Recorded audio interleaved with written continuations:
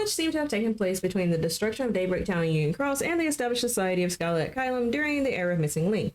So what might have happened during that gap, and just how did Scala's social and ruling structure come to exist?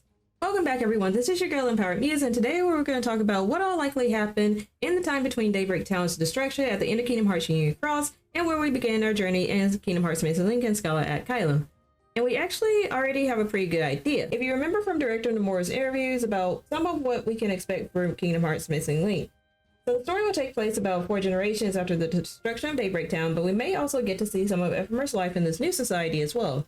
But from what Nomura indicated, if we see anything of Ephemer, it'll be presented as a flashback as opposed to real time. But we'll maybe be seeing the branches of Ephemer's descendants as some of the key characters in this story. As far as what happened in the time between Daybreak Town's destruction and where we basically land in Kingdom Hearts Missing Link, I think we already know that most of the time was dedicated to Ephemer, essentially taking what was left of Daybreak Town to rebuild the Victorian-like era Scala at Kylam we see, and maybe seemingly becoming the default leader. But I think there was a little more that happened during that time. For instance, an entire society didn't just come from Ephemer, so it's probably the case that somehow there were other people in Keyblade Wilderness Lost who happened to come upon the city.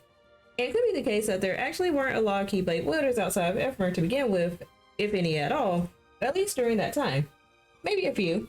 But it could even be the case that Ephemer established a school to teach others who sought Scala at Kylam as a refuge the art and power of Keyblade in order to basically resurrect that society of Keyblade Wielders that Daybreak Town once was. As Ephemer got older and started his own family, there's a good chance that because Ephemer was deemed the city's first Keyblade master, that he and his family were basically the ruling class of Scala at Kylam.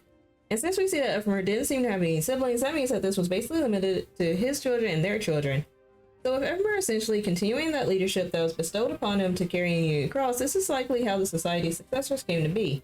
As Ephemer's descendants were very likely the ruling class of Scala at Kylam and were the leaders of the city, while the society of non-successors encompassed anyone who didn't directly descend from Ephemer's bloodline, but likely learned the art of being a Keyblade wielder. So if that's it, if the story of Missing Link takes place 4 generations after Daybreak Town's destruction, it's unlikely that Ephemer is still around to essentially run Scala at Kylam.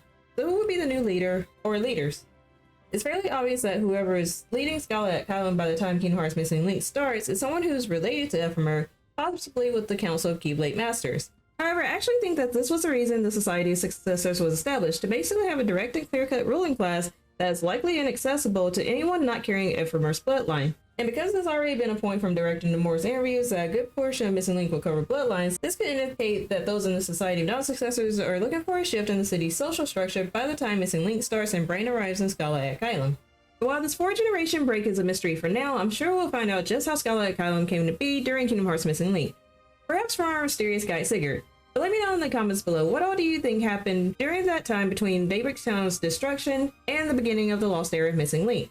If you want to explore some more Kingdom Hearts theories, I'll be linking another Kingdom Hearts theory video here in the end screen. As always, be sure to hit the like button and subscribe to this channel if you enjoyed this video and want to watch more Kingdom Hearts content. And if there's anyone who may have questions about what to expect for the upcoming Kingdom Hearts games, be sure to share this video. Thanks for watching, and I'll catch you next time.